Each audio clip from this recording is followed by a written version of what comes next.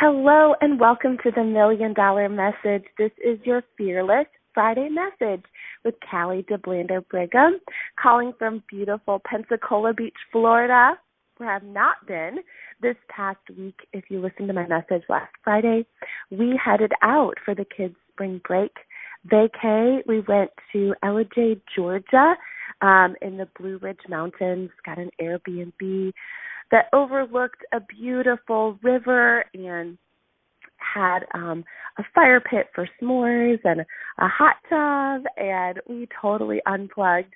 I actually did go live right when we got there before I turned everything off. If you want to go to my page, it's public, my Facebook, and you can see our beautiful little getaway.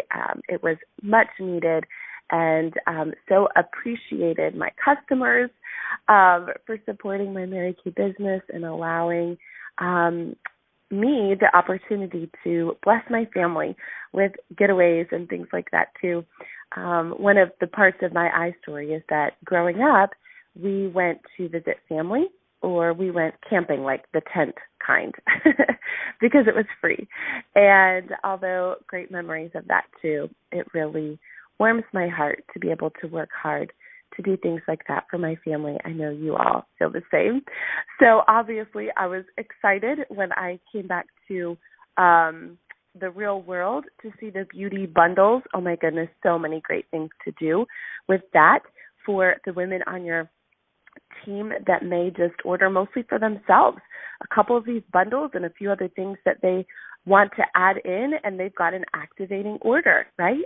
Or I know many of you do Fab 5 and 5 appointments. You share 5 quick favorite products in 5 minutes on FaceTime or Zoom with people. Well, what about a sensational 6, right? And you could show these great 6 best sellers.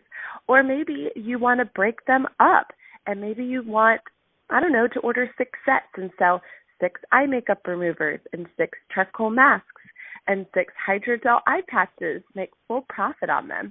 Or maybe you want to pass on a little bit of a discount, especially to new customers, to get them started with you. So lots of great opportunities there.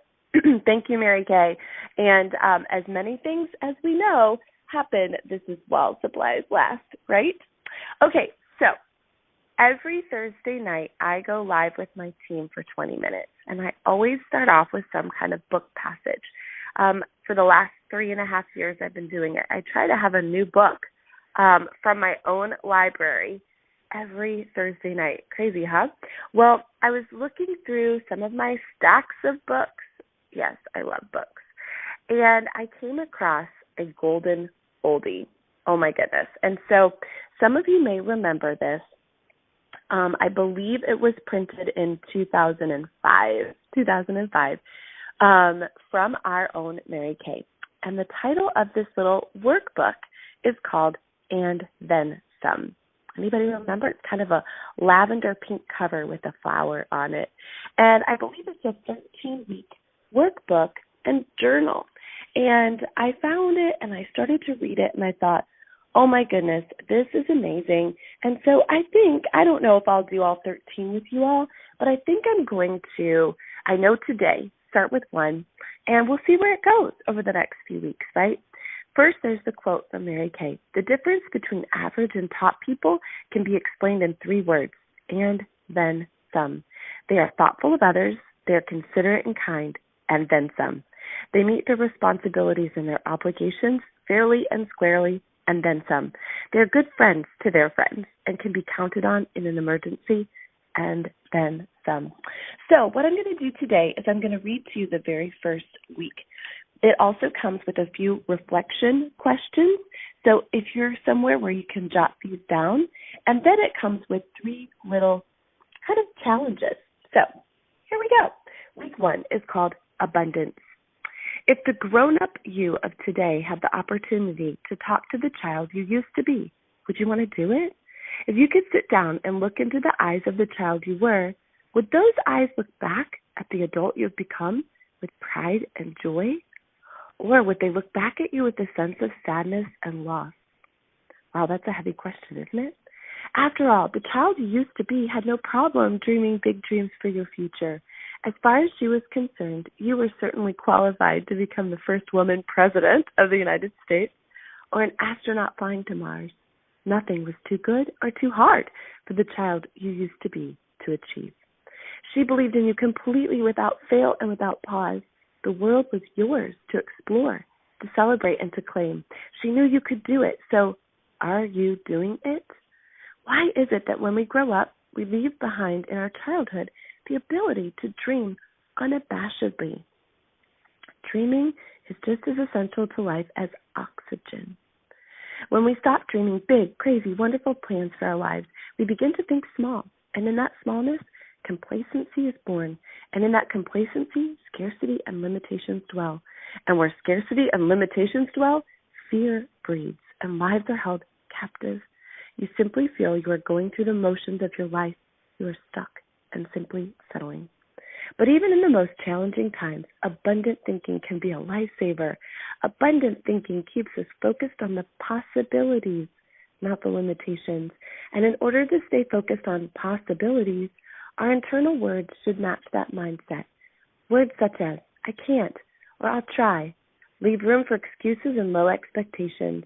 But words such as, I can, or I will, set the stage for achievement, accomplishment, and abundant thinking.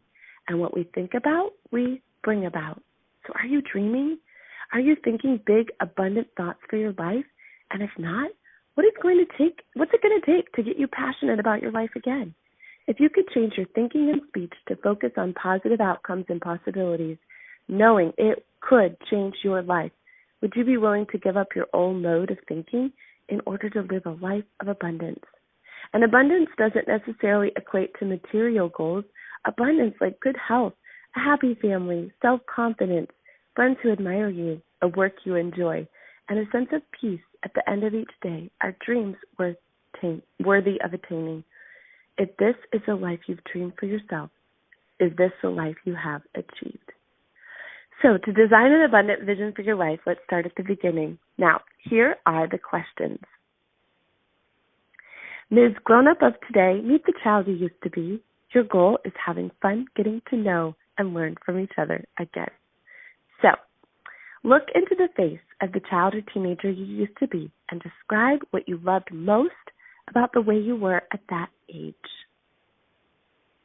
What did you love most about the way you were at that age? There's just 3 more.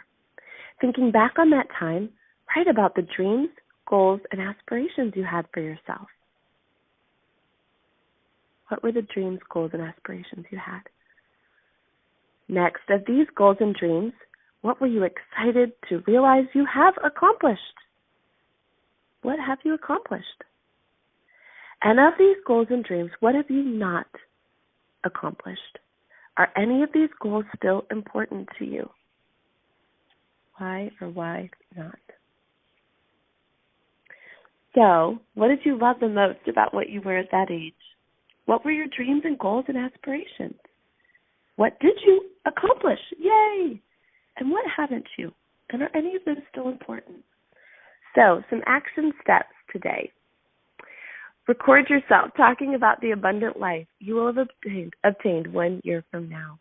Use vibrant, positive words.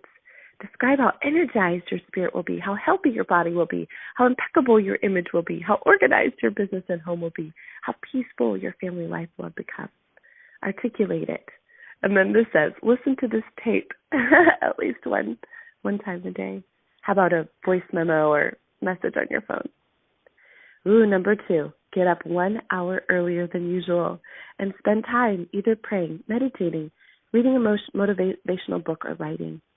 In these activities, you'll want to focus on creating an abundance mentality that will set up a positive mindset for the day to come. And then lastly, throughout the course of the day, whenever you feel tempted to use negative speech, stop yourself from doing so. Instead, use abundant words in their place. Speak powerfully and boldly. So, who's up for the challenge today? Who's up for the challenge today to think abundantly and to refresh some of those dreams that maybe you had forgotten about? Have a beautiful Friday. I'll talk with you next week. Bye-bye.